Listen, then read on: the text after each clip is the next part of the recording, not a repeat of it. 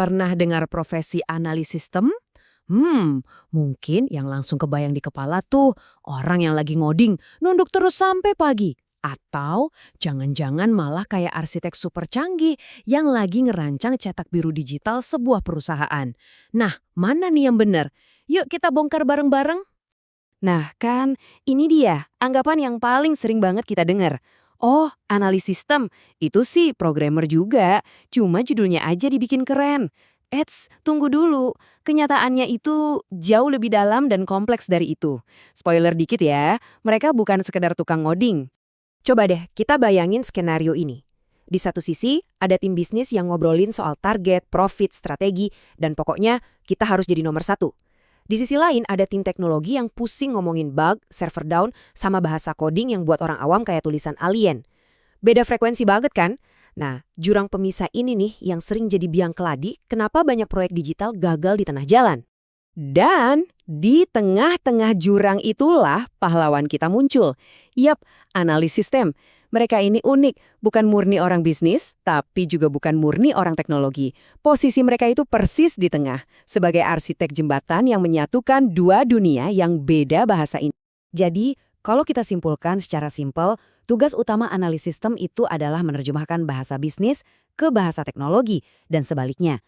Mereka yang mastiin kalau sistem yang dibikin itu bukan cuma canggih fiturnya, tapi beneran menjawab kebutuhan dan tujuan perusahaan. Mereka lah yang mengubah kalimat, pokoknya kita harus ningkatin profit. Jadi spesifikasi teknis kayak, oke, berarti kita butuh sistem checkout yang lebih simpel dan loadingnya di bawah 1 detik. Saya suka banget sama kutipan ini. Penerjemah multidimensional. Keren ya, soalnya mereka tuh nggak cuma nerjemahin kata per kata. Mereka nerjemahin visi jadi fitur, nerjemahin keluhan jadi solusi, bahkan nerjemahin keterbatasan budget jadi spesifikasi teknis yang realistis. Bener-bener bolak-balik. Nah, peran ini tuh nggak statis loh, tapi terus berevolusi. Coba lihat deh di slide ini. Dulu banget, analis sistem itu mungkin kayak pustakawan IT. Kerjaannya bikin dokumen tebel-tebel dan ngobrolnya paling cuma sama bos IT. Sekarang, wah beda banget. Mereka lebih kayak detektif strategis. Harus bisa ngobrol sama CEO, ngertiin keluhan user di lapangan, paham soal cloud sampai AI. Dan hasilnya bukan lagi dokumen usang, tapi prototipe interaktif yang bisa langsung dicoba. Oke, kita udah kenalan nih sama siapa mereka. Sekarang pertanyaannya, gimana cara mereka kerja? Gimana caranya sebuah ide yang masih di awang-awang bisa berubah jadi aplikasi yang kita pakai sehari-hari? Yuk kita intip dapurnya. Kerja mereka itu nggak asal-asalan loh. Ada resepnya, ada peta jalannya. Di dunia IT, panduan ini dikenal dengan nama SDLC, singkatan dari Systems Development Life Cycle. Anggap aja ini adalah panduan sakti mereka dari awal proyek sampai sistemnya jadi dan dirawat. Jadi di dalam SDLC ini secara garis besar ada 5 level utama. Level 1, perencanaan. Di sini kita nentuin idenya masuk akal atau enggak. Level 2, analisis. Fase ngorek-ngorek sedalam-dalamnya maunya user apa. Level 3, desain, bikin cetak birunya. Level 4, implementasi. Nah di sini baru proses ngoding dan bangun sistemnya dimulai. Terakhir level 5, pemeliharaan, ngejaga sistemnya biar tetap sehat dan relevan. Simpelnya gitu. Nah, yang seru, di setiap fase ini, topi yang dipakai analis sistem itu beda-beda. Waktu perencanaan, mereka jadi kayak hakim yang nentuin proyek ini layak jalan atau enggak. Masuk ke analisis, mereka berubah jadi detektif yang ngumpulin semua petunjuk dan kebutuhan. Pas desain, mereka jadi arsiteknya. Saat implementasi, mereka jadi pengawas kualitas. Dan terakhir, di pemeliharaan, mereka jadi dokter sistem. Keren ya, satu orang bisa jadi banyak peran gitu. Oke, untuk bisa jago gonta-ganti topi kayak tadi, seorang analis sistem jelas butuh toolkit andalan. Dan toolkit ini isinya bukan cuma software canggih, tapi juga kombinasi skill dan satu senjata utama mereka yang sering banget diremehin. Jadi, apa aja sih isi toolkitnya? Pertama, tentu aja otak kiri yang super logis buat mecahin masalah yang rumit. Kedua, kemampuan buat menggambar ide-ide teknis yang abstrak jadi diagram yang gampang dimengerti semua orang. Ketiga, skill kepo tingkat dewa buat ngorek kebutuhan user sampai ke akar-akarnya. Dan yang paling penting, skill otak kanan buat komunikasi dan manajemen, biar semua tim nyambung dan proyeknya jalan lancar.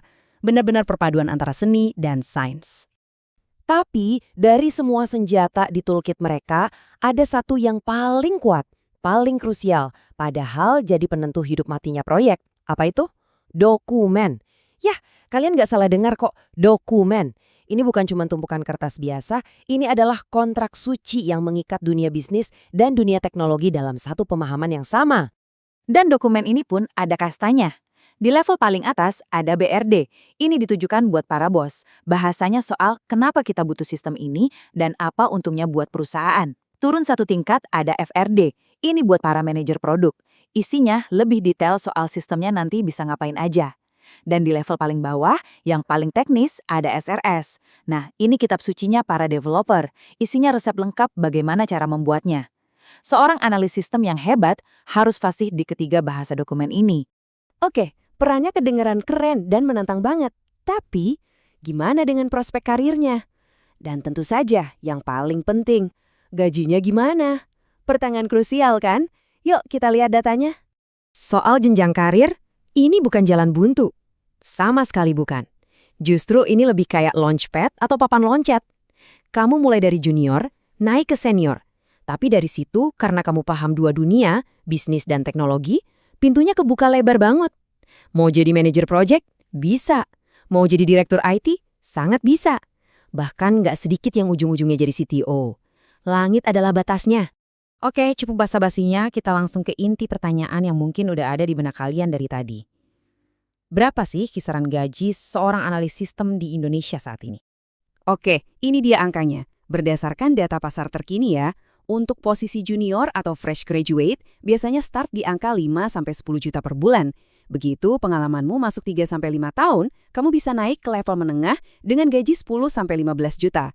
Dan kalau udah jadi senior di atas 5 tahun, gajinya bisa tembus 15-25 juta. Bahkan bisa lebih dari itu, tergantung skala perusahaannya. Gimana? Lumayan kan buat beli skin game? Oke, kita udah bongkar semuanya. Siapa itu analis sistem, ngapain aja kerjaannya, sampai berapa duit yang bisa didapat. Sekarang, yuk kita tarik kesimpulan utamanya. Dan yang lebih penting lagi, apa artinya semua ini buat kamu? Kalau ada satu hal aja yang harus kalian ingat dari semua penjelasan ini, inilah dia. Aset terbesar seorang analis sistem adalah kemampuannya untuk fasih berbicara dalam dua bahasa, bahasa bisnis dan bahasa teknis.